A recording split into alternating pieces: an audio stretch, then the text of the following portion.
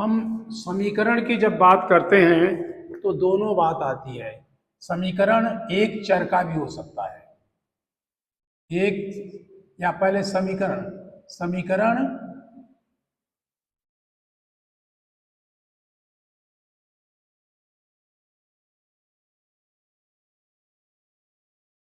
एक पदीय, एक चर या नंबर एक पदीय,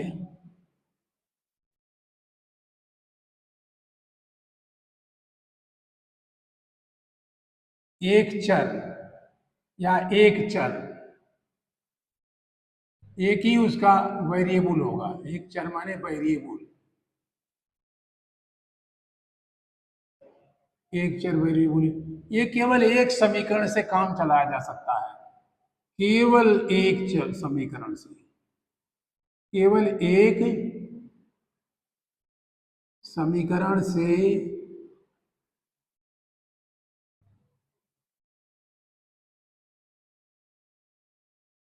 ही हल निकल आएगा।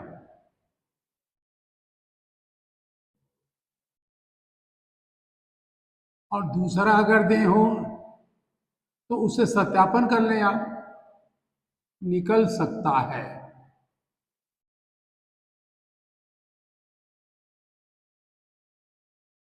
यदि दूसरा दिया है, यदि इसमें माने प्रश्न में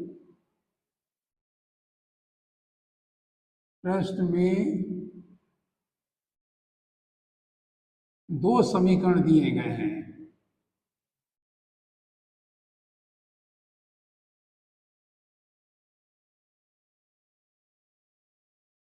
या अनेक समीकरण दिए गए हैं,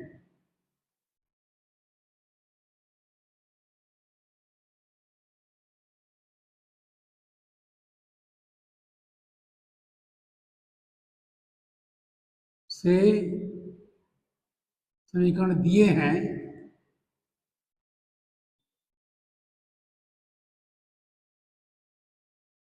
दिए गए हैं, तो उनसे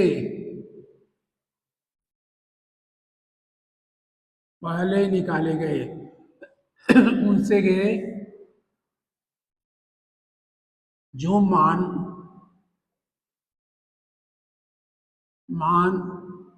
पहली बार मिला,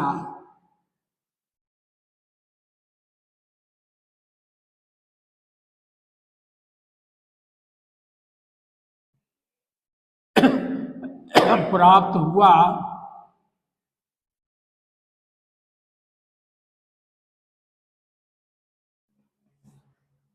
उसे सत्यापित किया जा सकता है।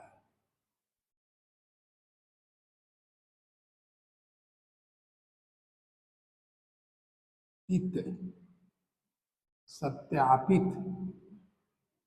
किया जा सकता है।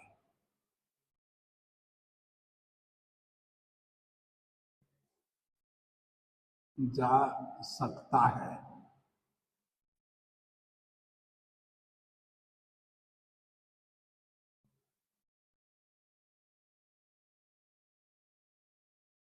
दूसरा सेकंड देखिए, यदि समीकरण दो पदी है,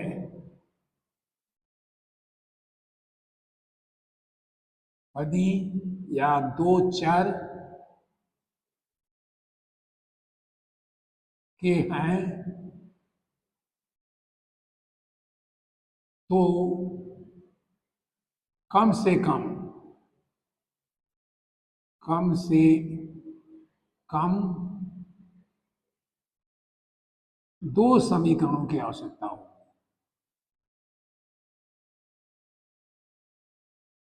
अगर दो से अधिक दिया गया है तो आप उपरोक्त जैसे हमने भी दिखा उसको दूसरे तीसरे को सत्यापित कर लीजिए। समीकरण चाहिए, समीकरण अवश्य चाहिए।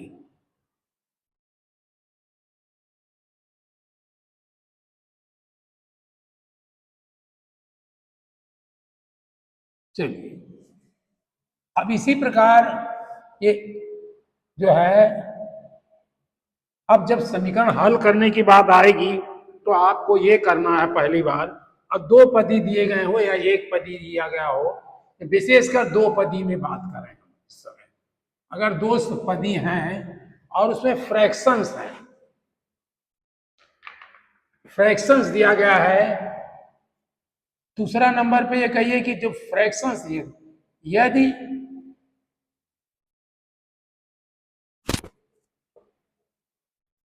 वेरिएबल चर के कोफिशिएंट, क्या कहते हैं, कोइफिशिएंट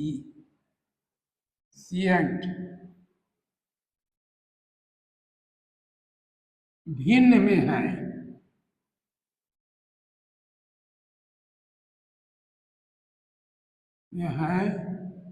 तो सभी हर का एलसीएम लेकर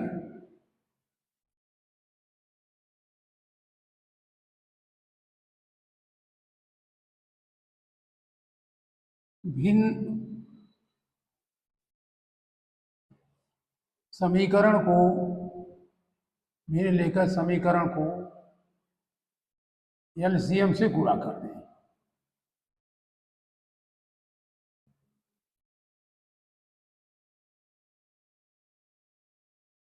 गुणा कर लें,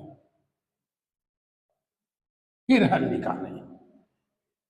और यदि जैसे x upon 2 plus y upon 6 is equal to या माइनस 9 अपान 7 दिया है, तो हम क्या करेंगे, 2 एलसीएम लेंगे हम, 2 2 6 7 का होगा एलसीएम, इसको एलसीएम लेंगे 2 6 7 का 42। एलसीएम में अगर गलती भी हो जाए 42 की जगह 84 भी हो जाए तभी हमारा काम चल जाएगा। इसको हम x upon 2 plus y upon 6 minus 9 upon 7 equal to 0, equal तो रहेगा ही कर, या ये यहाँ हो कोई दिक्कत नहीं है, अब इसको यहाँ भी लिख सकते हैं equal to 9 upon 7।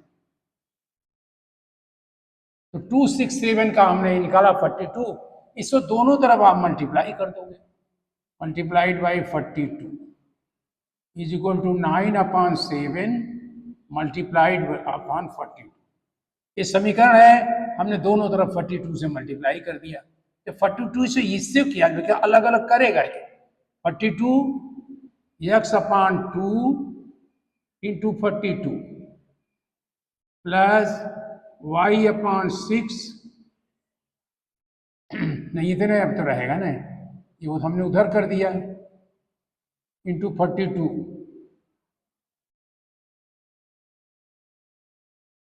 y upon 6 into 42 is equal to 9 upon 7 into 42।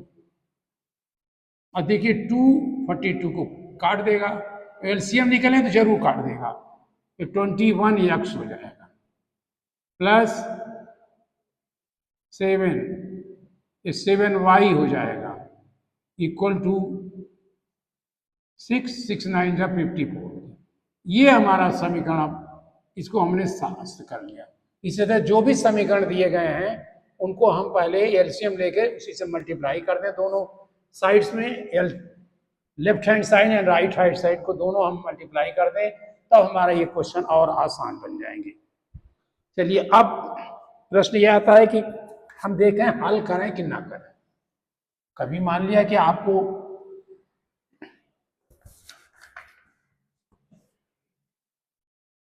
मान लिया कि तीसरी मतलब जो निगाह हमें रखनी, निगाह रखी है पर माना कि समीकरण ये दिए गए, एक दिया गया है a1x plus b1y plus c1, दूसरा समीकरण दिया गया हमें इसी में, हाँ दूसरा इसमें दिया है समीकरण इन्होंने a2x plus b2y, a2x plus b2y plus c2।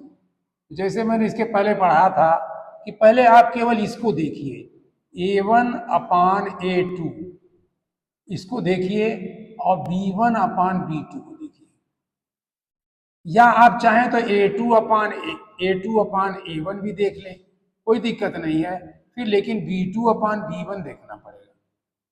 ये देखा आपने ऐसे ही हल करने से पहले ही देख लिया कि हो सकता है कि नहीं हो सकता। अगर ये इसके इक्वल है, इसके इक्वल है तो कोई हल नहीं होगा, कोई हल नहीं। हम आगे कहेंगे, कह देंगे तुम इसका कोई हल नहीं होगा। यदि यदि ऐसा है, यदि यदि a1 upon a2 is not equal to b1 upon b2 और a2 upon a1 is not equal to b2 upon b1, then इसका हल निकलेगा, हल निकलेगा, हल होगा। x और y का मान हम निकाल सकते हैं तब, नहीं तो हम क्यों आगे बढ़े। जैसे दिया इन्होंने 3x plus 7y is equal to 15, कुछ दिया हो हमें कुछ मतलब नहीं इसका, और यहाँ 9x प्लस 63, नहीं 3 से कर रहे हैं, 21y इज इक्वल टू 45। आप ऐसे भी समीकरण, या आप समीकरण को ये लिखो कि माइनस, यहां भी माइनस लिखा आपने, इज इक्वल टू 0। अब देखिए इसको 3x और x का कोफिशिएंट देखा हमने, केवल x का कोफिशिएंट देखा, तो ये 3/6, 3/9 है, ये देखा 7/9 है, 7/21 है, ये क्या हुआ 1/3, और ये 1/3। ये चूंकि इक्वल है इसलिए कोई हल होगा ही नहीं, इसका कोई हल नहीं होगा, कोई हल नहीं।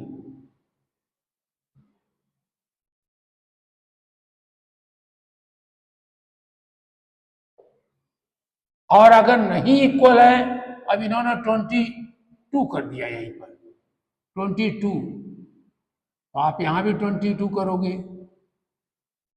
यहां 7 से नहीं कटेगा, 7/22 इस तरह से, तो ये नहीं इक्वल है इसलिए इसका हल होगा, हल होगा। तब आगे बढ़िए हल निकालने में, पहले निगाह से देखिए, करने की कोई जरूरत नहीं है, आप देखते ही समझ जाएंगे कि ये कैसा है। समीकरण को हल करने की विधियां मैंने बताई, वो 3 है, ग्राफी विधि, प्रतिस्थापन विधि और विलोपन विधि। इसमें आपने देख भी लिया कि विलोपन विधि सबसे अच्छी है, या आप जो समझें उस समय जो अच्छा लगे आप उसे करिए, लेकिन सबसे कठिन ग्राफी विधि है और सबसे आसान जो है वो विलोपन विधि है।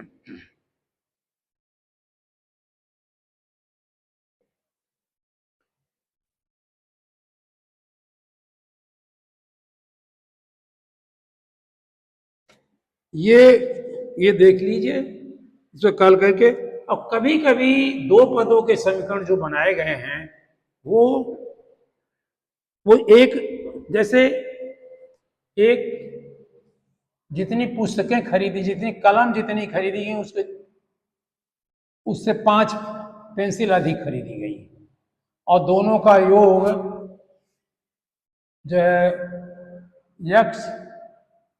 यक्स पेंसिल कलम खरीदी हमने, वाई हमने पेंसिल खरीदी।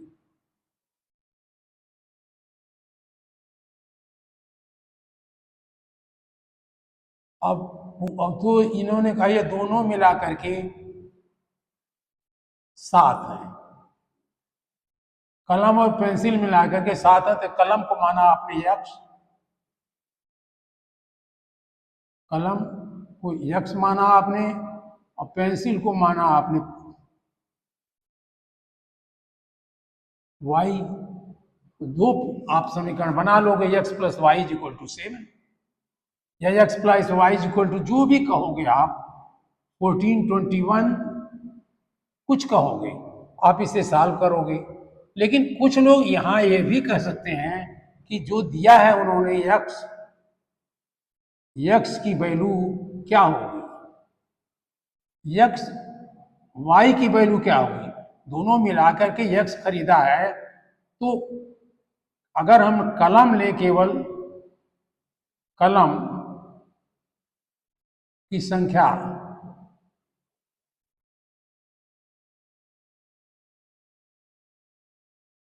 यक्स है, तो पेंसिल की संख्या कितनी होगी, पेंसिलों की संख्या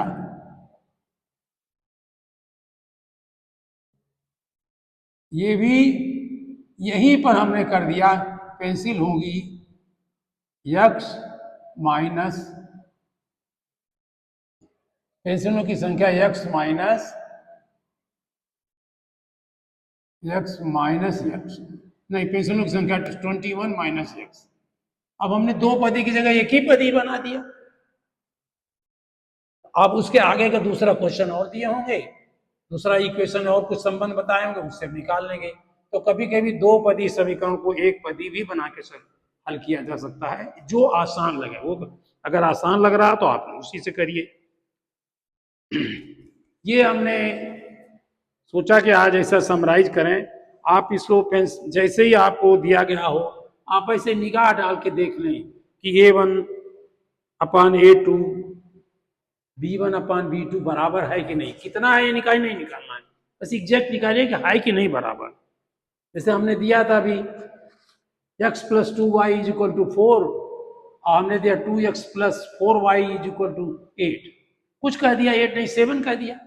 तो x का देखा 2 और 4 है, या 2 और 2 है, जैसे 1 और 2 है, जैसे x यहाँ का x या 2x plus 3y is equal to कोई संख्या दे दिया 19।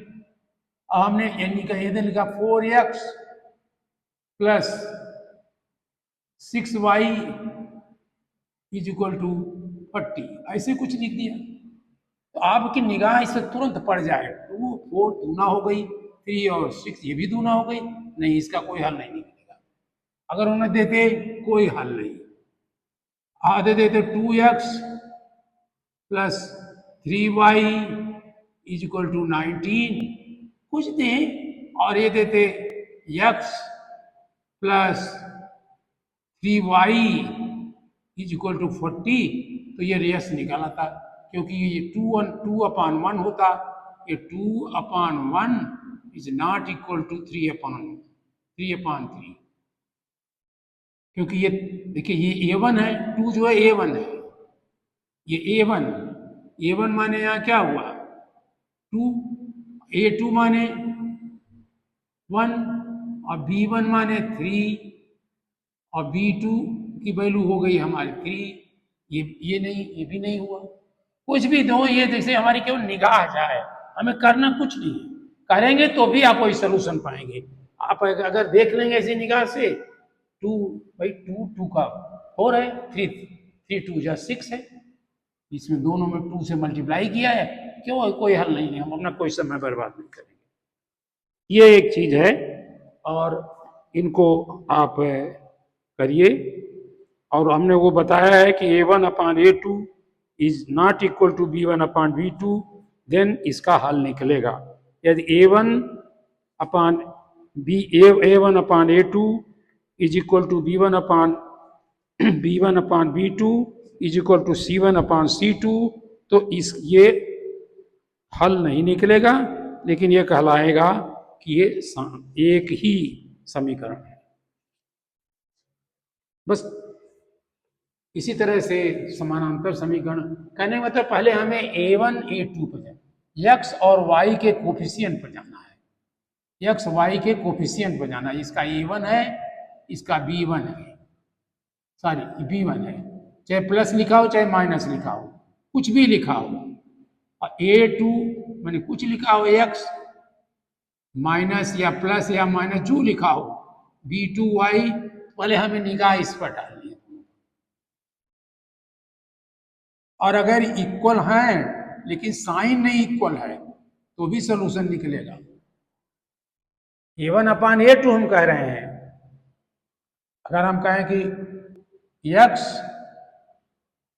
Minus 2y is equal to 4, फिर हम कह दें x minus 3y is equal to 5, या 2x प्लस कर दिया 2y इज इक्वल टू 5, तो x 1 है और ये 1 है, या हम 2 कर लें, यहाँ 2 किया उन्होंने और यहाँ आपने 4 कह दिया, तो 1 अपान 2 a1 अपान a2 ये हो गया 1 अपान 2, और b1 upon b2 is equal होगा minus 2 upon 2, that is minus 1 upon 2, या 4 कहा होता उन्होंने, चलिए 4, तो 1 अपान 2 और ये 4 करते तो ये होगा माइनस 1 अपान 2। अब ये दोनों इक्वल नहीं है, 1 upon 2 is not equal to minus 1 upon 2, इसलिए इसका सॉल्यूशन निकलेगा, जो भी निकलेगा। हमने गलत निकाला हो कुछ भी, इसका कोई सॉल्यूशन आएगा, चाहे किसी भी भिन्न में आए, कैसे भी आए, डेसिमल में आए, लेकिन आएगा इसका। इसलिए आप इनको ध्यान से देखिए, a1 ax plus by plus c इस फॉर्म में होगा ये समीकरण, चाहे उसमें c गायब हो जाए, चाहे y गायब हो जाए, चाहे x गायब हो, लेकिन फॉर्म यही रहेगा। क्योंकि आपका होगा ना 0 x सही नहीं, आपका होगा y plus 3 is equal to 9, x सही नहीं इसमें, तो x को हम 0 मान लेंगे, 0x।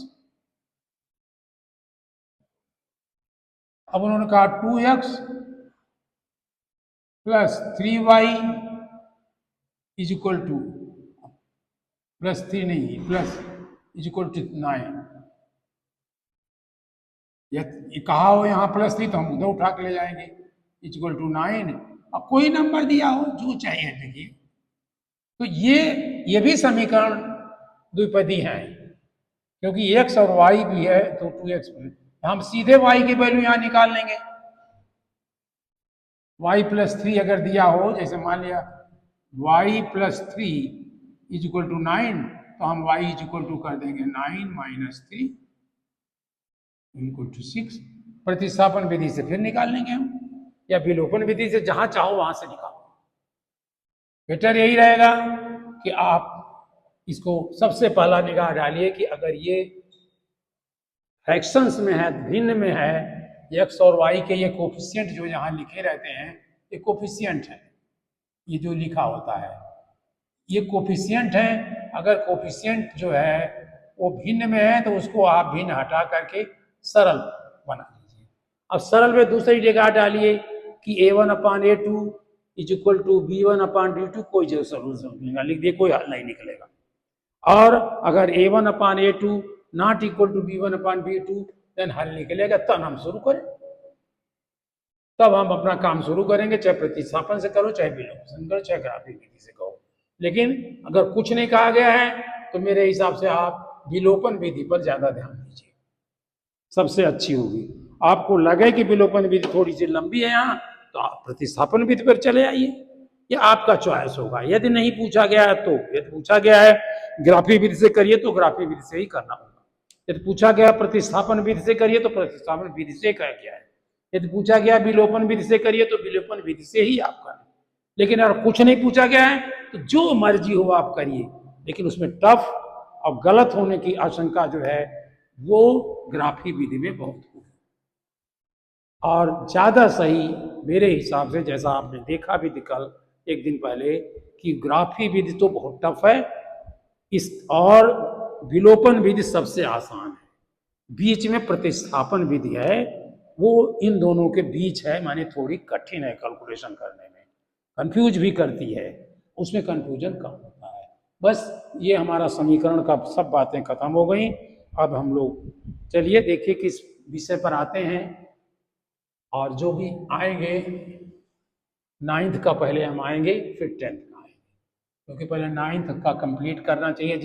जिस भी प्रोसेस का मैं करूँगा, समीकरण अभी मैंने 9th का किया, फिर 10th का किया, उसी तरह से जो टॉपिक लूँगा पहले 9th का करूँगा, फिर 10th का करूँगा। और 10th का करने में हम 9th 10th दोनों भी कर सकते हैं, क्योंकि 10th के लोगों को 9th का क्लास दोहराना पड़ेगा, दोहराना चाहिए, और नहीं तो गड़बड़ी हो सकती है, भूल सकते हैं कोई चीज़ पिछले साल की। तो आप ऐसा करिए, आप ऐसा आगे बढ़िए, करके आगे बढ़िए, करते करते जाइए, आगे आगे घूमिए। थैंक यू, बहुत मज़ा आएगा, आप आनंदित रहेंगे।